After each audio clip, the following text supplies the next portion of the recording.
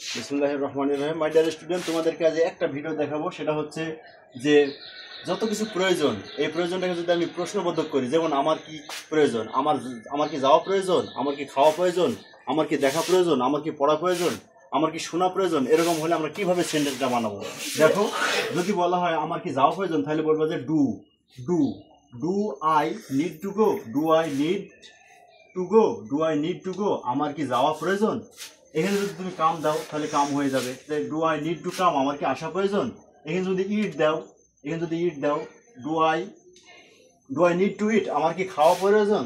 এরকমভাবে দেখো, সাবজেক্টটাকে যদি ডু দাও তাহলে এখানে তোমার প্রশ্নবোধক হয়ে যাবে। তাহলে দেখো কত সহজ বাক্য, যে do I need to go, আমার কি যাওয়া প্রয়োজন। Do I need to come, আমার কি আসা প্রয়োজন। Do I need to eat, আমার কি খাওয়া প্রয়োজন।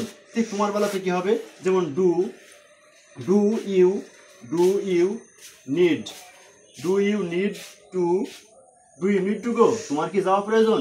Do you need to come, তোমার কি আসা প্রয়োজন। Do you need to eat, তোমার কি খাওয়া প্রয়োজন। এখানে জাস্ট সাবজেক্টের ডু দাও, সাবজেক্ট অনুযায়ী যদি ডু আর ডাজ ব্যবহার করো তাহলে তোমার এটা হয়ে যাবে। সুতরাং এইভাবে আমরা ইন্টারোগেটিভ সেন্টেন্স অনেকভাবে তৈরি করতে পারি। দেখো, ক্লিয়ার।